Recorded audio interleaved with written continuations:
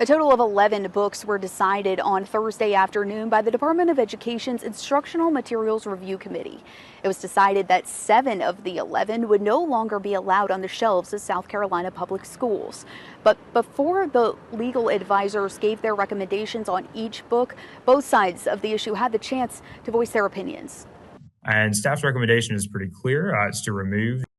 Recommendation is to remove. Once again, material does not violate the definition of age and developmentally appropriate and should be retained in South Carolina high schools. Staff recommendation is clear here, remove. The state's Department of Education being advised Thursday whether to keep or remove nearly a dozen books from public school libraries. Inevitably, 7 were chosen for removal, 3 will remain, and 1 undecided.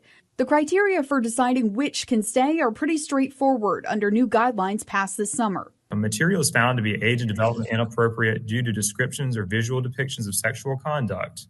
And that material must not be made available to students by the South Carolina public school system.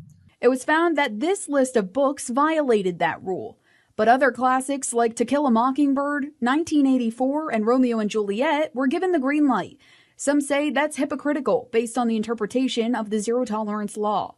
Quote, "I want to rape you and then murder you afterwards." Page 101. Quote, "She had torn her clothes off, and when she flung them aside, it was by the same magnificent gesture by which a whole civilization seemed to be annihilated." Those of us who opposed this regulation as it was going through the process tried to warn them, like, there will be unintended consequences. There will be books that you all consider classics that you wouldn't imagine removing from library shelves that do violate the language of this regulation. It's hypocrisy. It's an inconsistent application of their own regulation. It's a failure to admit short-sightedness and the fact that this regulation should be amended to consider literary value. Critics also point out that this committee didn't have to read any of these books in their entirety. They were provided with excerpts of where the supposed violation happened. People in support of the bans, though, reminding folks in this meeting that the exact verbiage within the guidelines went through the State House and was approved by state lawmakers.